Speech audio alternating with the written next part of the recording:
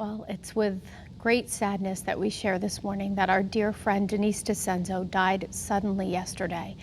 She was the heart and soul of our newsroom, a guiding light to so many of us here at WFSB. And we know she meant so much to you as well. We're all grieving here this morning, and we're thinking of her family, her daughter, and her husband. So we're spending this morning doing our best to remember her and honor her, trying to put into words what she meant to all of us.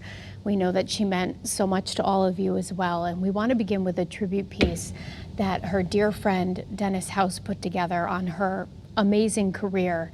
6 years ago, she was actually honored with a Silver Circle Award for her leadership and her accomplishments in the community. So take a look.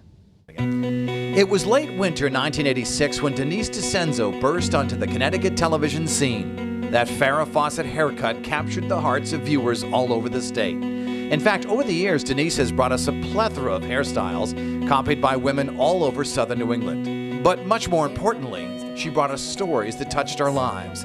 The visit by Pope John Paul II in 1987, an exclusive interview with Paul Newman at his rarely seen home in Westport. Denise was there for the homecoming of troops after the Persian Gulf War, for inaugurations and elections. She loved working on the Jerry Lewis Telethon, helping youngsters. Through all the toiling, she never let the viewers see her sweat. By the turn of the century, Denise was viewed as the preeminent newswoman in the state, and during the darkest moment of our time, helped lead the state in a 9/11 prayer service. Hundreds of people, still in shock over the terrorist attacks on the World Trade Center a few days earlier, gathered right outside our studios in downtown Hartford. We are also stronger with a spirit of unity. In recent years, Denise has been devoting much of her time to health reporting, bringing viewers inside emergency rooms, operating rooms, and getting patients to share their most intimate details. How did your wife Lisa find out? How was she informed? Her extraordinary work in the field and on the desk led to a big honor this past spring, an honorary doctorate degree at Quinnipiac University. Wherever you go from here, set an example by doing your job and living your life with kindness. Over the past 27.5 years, Denise's peers have acknowledged her with several Emmys.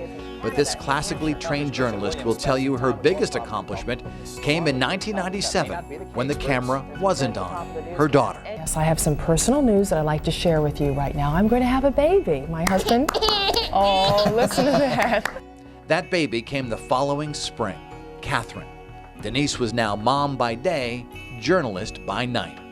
I can say Denise is also a great friend to many and delivered a reading at my wedding to Kara more than a decade ago. And Denise has certainly provided us with some lighter moments. There, let me move this chair so you can see a little bit better. There you go. On the Christmas tree. Bradley International Airport in Windsor locks. Al, you've got to get this fly. Well, Channel 3's Mark Zinni, who was Denise's friend and co-anchor at 5:30, is remembering her this morning. He wrote online, "I am in shock." This picture was taken just a few days ago after a funny moment with Dennis and Denise at 5:30. "I can't believe this is real." He says, "In 2014, I came to Connecticut for a job interview with Denise, and it didn't seem like a realistic possibility, but Denise took my hand after the test show, and she told me this is where I needed to be. She was by my side for 5 years. She made sure everyone in Connecticut welcomed me." Mark says she was a coworker, a friend, a mom, and we will never be the same. And Channel 3's Kara Sundlin said, "It is with the heaviest heart that we share this devastating news. Heaven is much brighter tonight as a true angel has left us." Of course, we know that Denise was such a big part of all of your lives as well, sitting here for more than 30 years. She had such an accomplished career and was such a part of the fabric of Connecticut. And we're hearing from a lot of the people in the community who she touched as well. Yeah, so I mean, our leaders, our state leaders, obviously they live here and they know the impact that Denise had on the people that they lead. So there's been an outpouring of support for Denise's family and for here, our second family, Channel 3.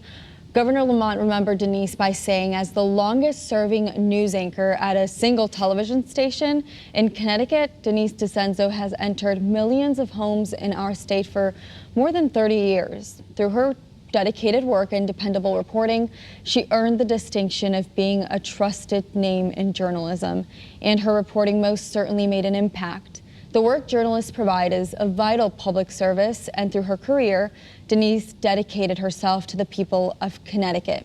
The news of her passing is incredibly saddening, and I extend my deepest condolences to Denise's family, friends, and colleagues at WFSB. She is undoubtedly a Connecticut news legend. Senator Richard Blumenthal also said Denise D'Ascenzo epitomized class, competence, and integrity. For more than 30 years, she guided Connecticut through tragedy and triumph. We will miss her huge heart, her boundless generosity, and her tireless grace. Connecticut has lost a television legend, invaluable voice, and a dear friend. My heart and thoughts are with her husband, daughter, and her Channel 3 family. And Senator Chris Murphy says, my heart is breaking. For the last 3 decades, Connecticut has had no greater or more important cheerleader than Denise D'Ascenzo. I am devastated for her family and for our state. And I think that she was that, everything everybody has said, she was that and just so much more. And what Chris Murphy said about her being the biggest cheerleader. She truly was. We know that firsthand. She was always the first one to come up and say something kind to you and go out of her way to be humble and kind. And I know that's what I'll remember about her. We're all sharing in this heartbreak and this shock this morning. Bruce DePriest has forecasted the weather alongside Denise for decades. He writes that Denise was my colleague, my friend, and my mentor. I can't imagine this world without her kindness and compassion. My heart goes out to her husband and her daughter. This is a tremendous loss for all of Connecticut. And Channel 3's Matthew Campbell writing on Twitter, our hearts are broken. I will remember Denise for her kindness, her dedication to family, especially her daughter, the poise and grace she displayed each day in our newsroom. It's hard to imagine WFSB without her. It certainly is. And meteorologist Melissa Cole remembered Denise posting on Facebook saying, I will never be able to appropriately put into words how much Denise meant to me. I was having a rough time when I came back to work after a personal loss years ago, and it was Denise who talked me through it with her loving spirit and words of wisdom. Melissa says, I've taken every bit of advice that she's ever given to me to heart, and if I ever have a dilemma, I think to myself, what would Denise do? I'll miss you. Denise, we'll all miss you. You are one in a million, and Connecticut just won't be the same without you. Of course, we are all coping with this news just as you are this morning. We're going to be back right after this with some more memories of Denise.